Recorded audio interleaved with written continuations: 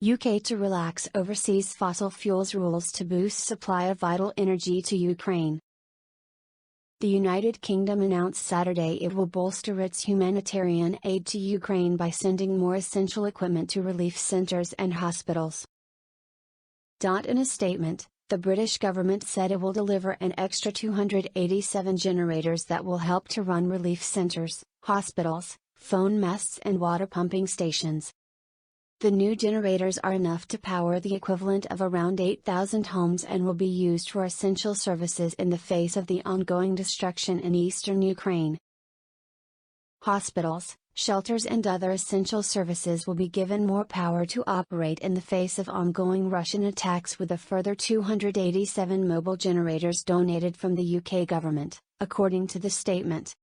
In total, the UK will have delivered 856 generators. Putin's atrocities have continued to escalate, and so we are ramping up our support to the Ukrainian people in their time of need. Our donation of a further 287 generators will ensure more essential services in Ukraine can keep running, Business and Energy Secretary Kwasi Kwarteng said.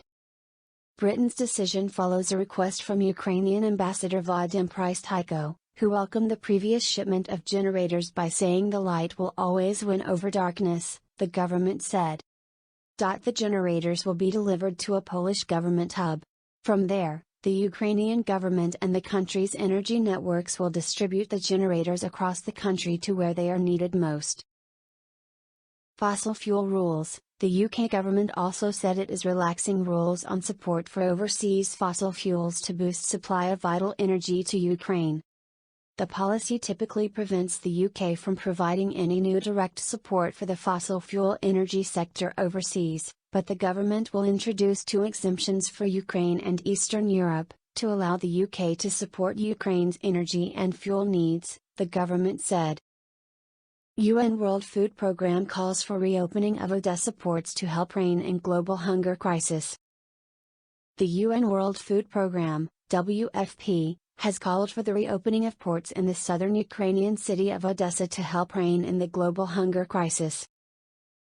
The ports in Odessa and other Ukrainian Black Sea ports have been blocked because of the war, leaving millions of metric tons of grain sitting in silos. Ukraine is a major breadbasket for countries in the Middle East and North Africa that depend on imports. In the 8 months before the war began, almost 51 million metric tons of grain transited through Ukraine's Black Sea ports, said the WFP in a news release on Friday. If the ports don't reopen, mountains of grain will go to waste, while WFP and the world struggle to deal with an already catastrophic global hunger crisis, said the release. Right now, Ukraine's grain silos are full. At the same time, 44 million people around the world are marching towards starvation. We have to open up these ports so that food can move in and out of Ukraine. The world demands it because hundreds of millions of people globally depend on these supplies, said WFP Executive Director David Beasley. At the start of 2022, 276 million people were already facing acute hunger. That number is expected to rise by another 47 million people if the war in Ukraine continues, according to the agency's analysis. The United States and Europe will feel the pain, too, with increasing prices for important agricultural goods. The U.S. walks a fine line with intelligence sharing in Ukraine. 2 months into Russia's war in Ukraine, the Biden administration has increased the amount of intelligence it shares with Kyiv, contributing to successful strikes against senior Russian leaders and the Russian Navy's flagship, the Moskva, sources familiar with the intelligence sharing tell CNN. But the effort raises questions about how far the White House is willing to go to help Ukraine fight the Russians while also trying to avoid provoking Moscow and getting drawn into the conflict. Administration officials insist there are clear limits on the intelligence it shares with Ukraine, including a ban against providing precision targeting intelligence for senior Russian leaders by name, part of the White House effort to avoid crossing a line that Moscow may view as too escalatory. Yet some current and former officials have suggested that the limits the Biden administration have drawn are arbitrary, in part because the end result is the same: Ukrainian strikes that kill senior Russian leaders. On top of that, any U.S. assessment of what actions might provoke Moscow depends on the thinking of just one man, Russian President Vladimir Putin. You're trying to put on your Vladimir Putin hat and try to see, what does he see as crossing a red line? Said retired Lieutenant General Robert Ashley, a former head of the Defense Intelligence Agency.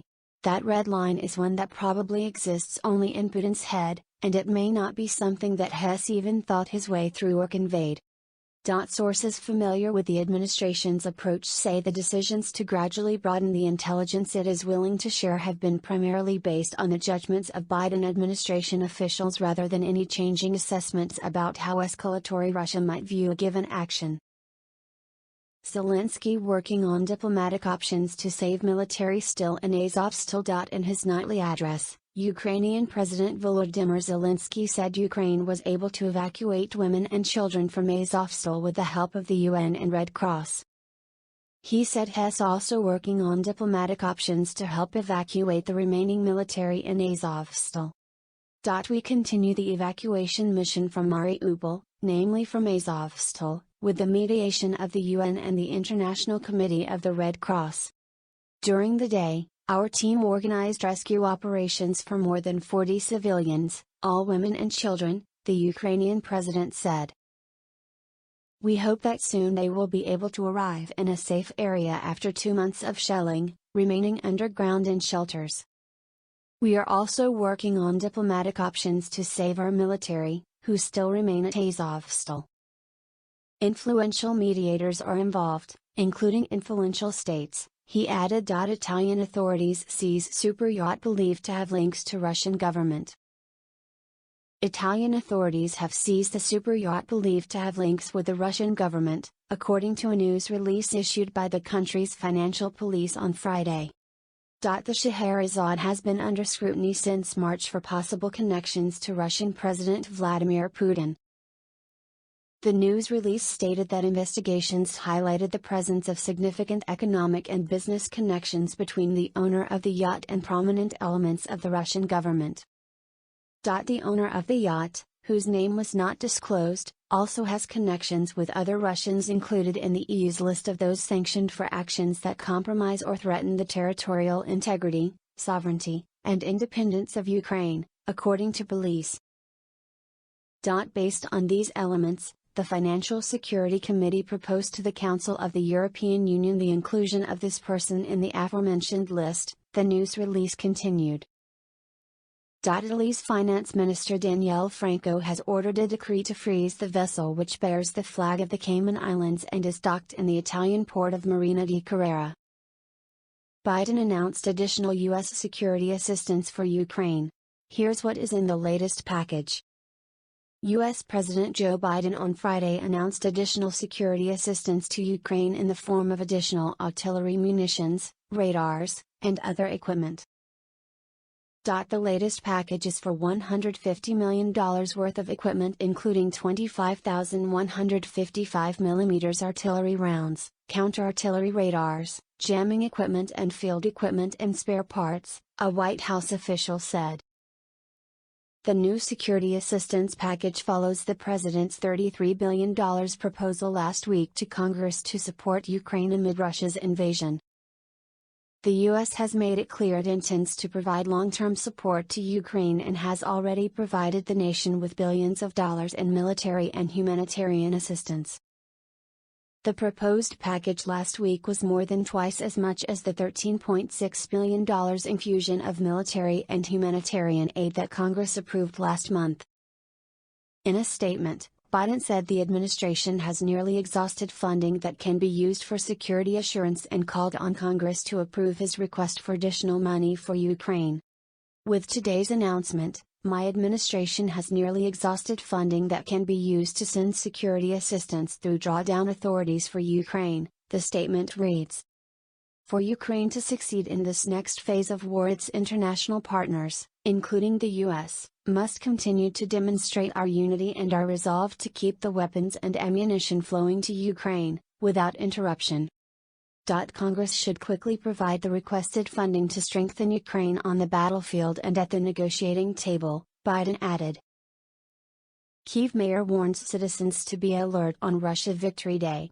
Kyiv Mayor Vitaly Klitschko is urging citizens to stay inside from Sunday into Monday around Russia's annual Victory Day, as Western officials have warned Russian President Vladimir Putin could formally declare a war on Ukraine on May 9, a symbolic day for Russia, paving the way for Putin to step up his campaign. Though the mayor is not formally imposing a curfew, events will not be held during that time, according to posts on his social media. He said there will be enhanced patrolling in the city. If anyone would like to go lay flowers, they can do so in private. Pay attention and follow wartime security rules, Klitschko said. I also ask you not to ignore the air alarm signals and immediately take cover. In the coming days, there is a high likelihood of missile shelling in all regions of Ukraine. Be aware and take care of your own safety, Klitschko warned. Correction, an earlier version of this post incorrectly stated a curfew would be imposed in Kyiv Sunday and Monday. There will be no curfew on those days. Ukraine says Russia is desperate to take city in Luhansk to declare a grand victory. The Russians want to seize the city of Severodonetsk so this can be sold to the Russian people as a grand victory, a senior official in eastern Ukraine says. Of course, they want Severodonetsk, because it is the city, the regional center. Of course, this can be sold to the people as a grand victory, Serhiy Haidai, head of the Luhansk Regional Military Administration, said on Telegram. Severodonetsk, which was an important industrial center in eastern Ukraine, has been shelled by Russian forces for weeks and is largely destroyed. But Ukrainian troops remain in and around the city. And of course another goal is to encircle our military and try to cut the road to Bakhmut where Popasna is. These are the main two directions, he said. Haidai denied Russian claims that they'd taken the town of Rubizhne in the same area. In fact they can't move any further and our National Guard is still there and repulses all enemy attacks, Haidai said. UK sanctions could lead to final destruction of bilateral ties, Russia warns British ambassador. British ambassador to Moscow Deborah Brainard was summoned to the Russian Foreign Ministry on Friday over the latest sanctions against Russia, including sanctions against the All Russia State Television and Radio Broadcasting Company, according to the statement from the Russian Foreign Ministry. The ambassador was told about the unacceptability of such destructive actions, the continuation of which will inevitably lead to the final destruction of bilateral ties and damage to relations between the peoples of Russia and the United Kingdom, the statement read. The imposition of sanctions against the Russian media only because their coverage and interpretation of events taking place in the world is not consistent with Western patterns, once again clearly confirms the duplicity and cynicism of British politicians, for whom such a thing as freedom of the media is nothing more than a tool for solving market problems, the statement added. The ministry accused the UK and its officials for imposing sanctions and making statements with threats that are interspersed with lies and outright rudeness against Russia. Russian side will continue to respond harshly and decisively to all sanctions initiated by London and take retaliatory measures, the statement added. At least 50 women, children and elderly people evacuated from Azovstal Friday, Ukrainian deputy PM says.